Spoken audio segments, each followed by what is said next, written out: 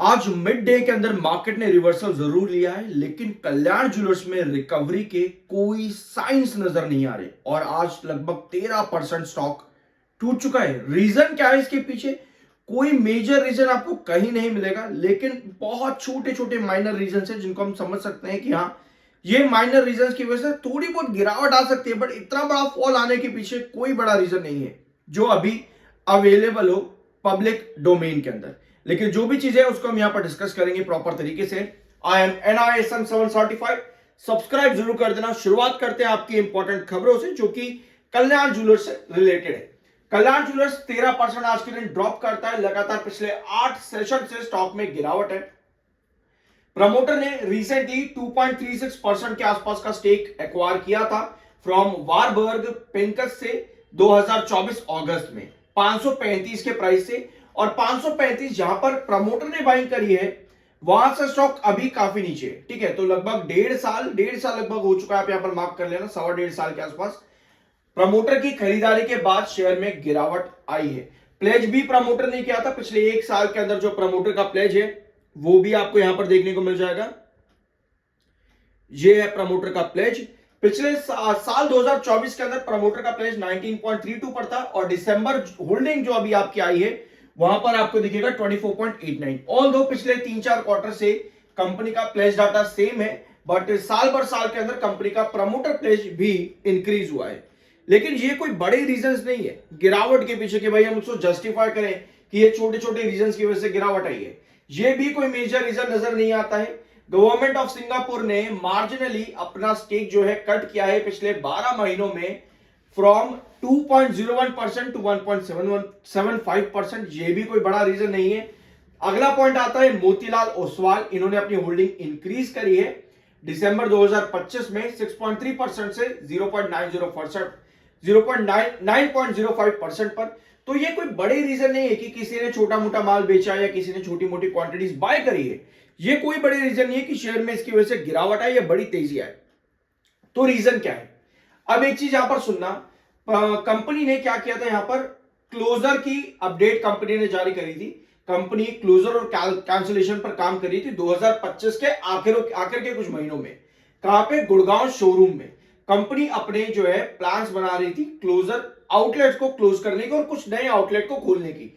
लेकिन कंपनी ने नए आउटलेट को खोलने का जो आइडिया था कंपनी का, उसको कंपनी ने रोक दिया।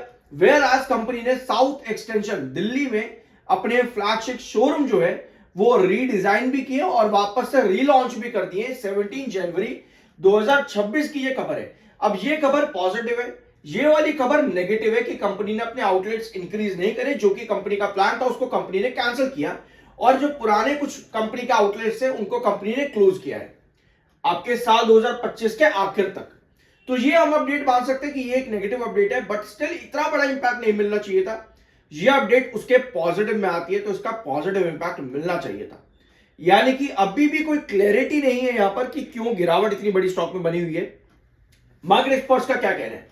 अकॉर्डिंग टू मार्केट एक्सपर्ट्स 390 से 380 ये आपके इंपॉर्टेंट बेसिस रहेंगे, बेस लाइन रहेगी आपकी कल्याण ज्वेलर्स में 390 से 380। अपार्ट फ्रॉम एनालिस्ट और मार्केट एक्सपर्ट्स ब्रोकरेज फर्म्स, आप चाहो तो ये वाला पैराग्राफ यहां पर रीड कर सकते हो।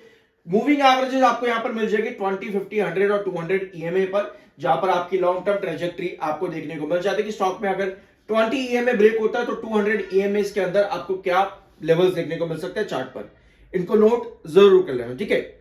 अब एक छोटा सा रीजन हमारे पास और आता है यहां पर कि कंपनी में पिछले 3 क्वार्टर थोड़े वीक देखने को मिले हैं दिसंबर 2024 के बाद से। अगर हम देखें यहां पर 39%, 36%, फिर 31 और फिर 29, कहीं ना कहीं कंपनी का जो ग्रोथ परसेंटेज है रेवेन्यू पर वो स्टीप में जा रहा है। थोड़ा सा, इतना भी स्टीप नहीं है, थोड़ा स्टेप बाय स्टेप करके कंपनी नीचे आ रही है अपने ग्रोथ के अंदर, ठीक है। 39 से कंपनी आज की डेट में 29 पर है। ये सितंबर का कंपनी का रिजल्ट है। दिसंबर की रिजल्ट की डेट कंपनी ने अनाउंस कर दी है 6 फरवरी। 6 फरवरी कंपनी अपने रिजल्ट अनाउंस करेगी। लेकिन इसके अपार्ट अगर हम देखें कंपनी के ग्रोथ रेवेन्यू में अगर हम देखेंगे तो स्टेप बाय स्टेप करके कंपनी में फॉल आ रहा है। रेवेन्यू ग्रोथ कंपनी की गिर रही है, बट ये स्टीप फॉल नहीं है। अपार्ट फ्रॉम दैट इसका अगर हम प्रॉफिट ग्रोथ देखें तो भैया वो काफी बढ़िया आया है पिछले लगातार 4 क्वार्टर कंपनी ने बहुत बढ़िया प्रॉफिट ग्रोथ दिया है, ये पॉजिटिव साइन है। यानी कि कोई भी ऐसा बड़ा साइन नहीं दिख रहा है जहां पर हम ये समझ सके कि गिरावट क्यों आ रही है भाई इतनी बड़ी। क्या मार्केट को एक रीजन समझ ले, क्या ग्लोबल इन्फ्लेशन या फिर गोल्ड के प्राइसेस को रीजन समझ ले। तो अगर हम इन छोटे छोटे रीजंस को भी इवैल्यूएट करें तो भी कोई बड़ा रीजन निकल करके नहीं आता। अब आप कहोगे वीडियो में कि भाई जब कोई रीजन निकल के ही नहीं आ रहा है तो फिर हम करें क्या। जब कोई रीजन निकल के नहीं आ रहा है तो आप वेट करो कंपनी के होल्डिंग पैटर्न्स के आने का।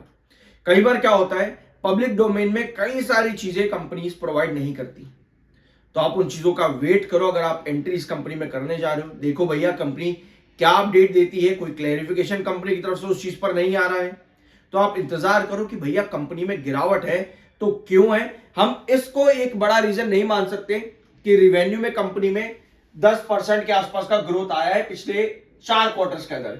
ये कोई बड़ा रीजन नहीं, क्योंकि स्टेप बाय स्टेप ग्रोथ है। अगर सिर्फ इसी को बड़ा रीजन माने तो ठीक है, हमारे पास जस्टिफिकेशन एक मिल जाता है यहां पर इस वाले ग्रोथ रिवेन्यू के अंदर कि चलो हम यहां जस्टिफिकेशन लेकर के चलते हैं कि स्टॉक में गिरावट क्यों है।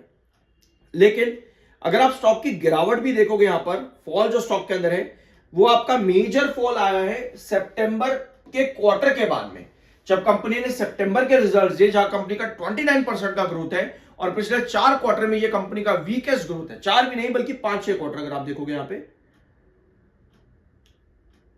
ठीक है, पिछले पिछले 4 क्वार्टर के अंदर ये सबसे वीकेस्ट ग्रोथ कंपनी ने यहां पर प्रोवाइड करा है। तो अगर हम सितंबर के रिजल्ट्स को एक रीजन मान करके चलते हैं तो हम समझ सकते हैं कि चलो ठीक है, कंपनी का जो ग्रोथ है पिछले 4 क्वार्टर में 10% से ज्यादा ड्रॉप हुआ है। 3 क्वार्टर के अंदर 10% गिरा है, 4 क्वार्टर के अंदर 10% से ज्यादा गिरा है, तो हम ये एक रीजन मान सकते हैं। यानी कि कंपनी का रिवेन्यू ग्रोथ इंक्रीज होना जरूरी है। यानी कि 6 फरवरी आपकी नजर रहनी चाहिए कि कंपनी रिवेन्यू ग्रोथ बढ़ाए, 29% से कंपनी का ग्रोथ बढ़े। तो ये एक छोटा सा रीजन है जो कि हम समझ सकते हैं कि कंपनी में गिरावट क्यों है। Apart from this holding pattern भी एक बार देख लेते हैं। यहां पर चेंजेस जो आए हैं दिसंबर के क्वार्टर में प्रमोटर के पास 62.75% की होल्डिंग है। प्रमोटर ने 0.02% होल्डिंग सेल करी है 1 अक्टूबर से लेकर के 31 दिसंबर के बीच में। आपके एफआर्स ने भी 0.01% होल्डिंग सेल करी, जो कि बहुत छोटी छोटी क्वांटिटीज है। वेराज डीआरएस ने खरीदारी करी है 15.23 फ्रॉम 14.56 और पब्लिक ने भी सेलिंग करी है 8.54 से 7.90 होल्डिंग। तो ये है कल्याण ज्वेलर्स। आई बिलीव कि इस वीडियो में आपको कुछ जानने को मिला होगा, तो सब्सक्राइब जरूर कर देना। मिलता अगले वीडियो में। आज मिड डे के अंदर मार्केट ने रिवर्सल जरूर लिया है, लेकिन कल्याण ज्वेलर्स में रिकवरी के कोई साइंस नजर नहीं आ रहे और आज लगभग 13% स्टॉक टूट चुका है। रीजन क्या है इसके पीछे, कोई मेजर रीजन आपको कहीं नहीं मिलेगा, लेकिन बहुत छोटे छोटे